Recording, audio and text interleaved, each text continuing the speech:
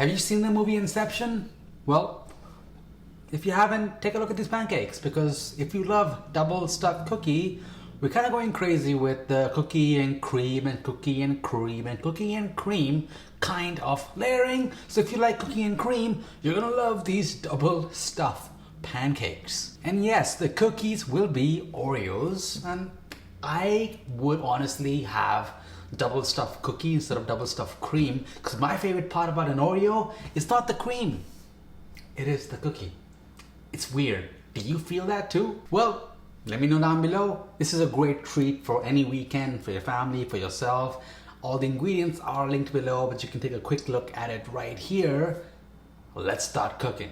Now, in case you're making this ahead of time, it's a good idea to have your oven preheated at 200 Fahrenheit. So let's say you're making more than a dozen pancakes, you can just stack them up on a baking sheet, and at 200 Fahrenheit in the oven, it'll stay warm and moist at the same time. Of course, that's probably an upper limit of how long you can keep it in there before it dries out, but if you're just cooking one at a time, you'll be fine. These pancakes will be made with 1-to-1 gluten-free flour. So if you're making it with regular flour, feel free.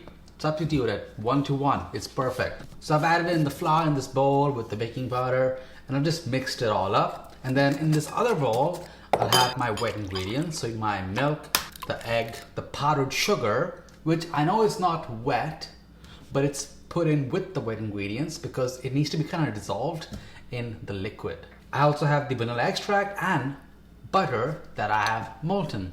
A couple seconds in the mic. Well, now that you've whisked your wet ingredients, it's a good idea to just put your Oreos in a Ziploc bag or even a mortar and pestle and crush it all up. Make sure it's all crumbly. Chunks are perfect. Powder, maybe not. You want to taste those Oreos, so the chunks will help there. Add that to the flour and then add a pinch of salt as well. That will help to accentuate all the other ingredients in these pancakes. Now, I used a large bowl for the dry ingredients because I'm gonna add the wet to the dry. And you're gonna mix it now, and you can really leave it chunky.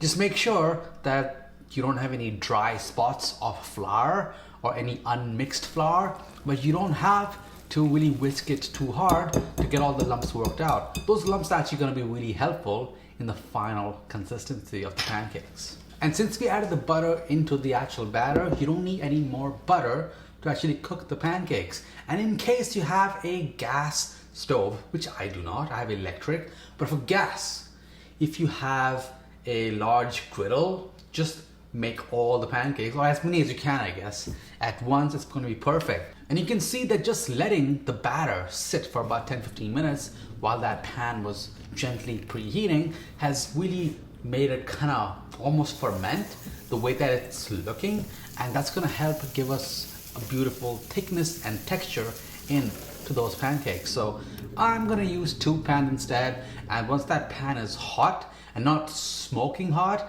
you can add a nice 1/4 to 1/3 cup portion of your batter. I prefer using a ladle, it's just cleaner. You want to know when to flip the pancakes. You want to wait for those bubbles to not just rise, but pop when they come to the top. And as soon as you get those popping action, that's when you flip it. And I always like a fish spatula because it just slides under anything. And when you flip it, you want to make sure the middle is cooked completely. And for that, turn down the heat. You don't need it on medium anymore. Turn it to medium low or even low and just gently cook until each side is a similar color.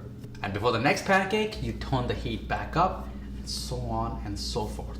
Now, while those are going, let's take a look at the cream cheese glaze, and that's a really simple recipe and it's always delicious. You need cream cheese, powdered sugar, and a splash of milk, and just a strong wrist so you can whisk it up, or use an electric mixer. If you really want to make this fun, then you can add crushed Oreos in there as well, or even some cocoa powder. Next, all you gotta do is take those pancakes and start plating and dressing them up. So 1 pancake and a good tablespoon of the glaze. Spread that all around, and then we'll sprinkle some of the reserved Oreos from earlier.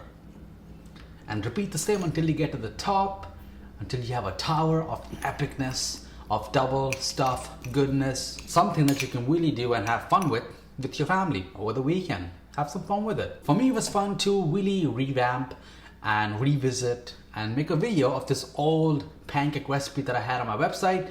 And there's so many more pancakes that I want to redo. And if you are all about Oreos in a cup, then check out my Oreo cookies and cream latte. See you in the next one. See ya.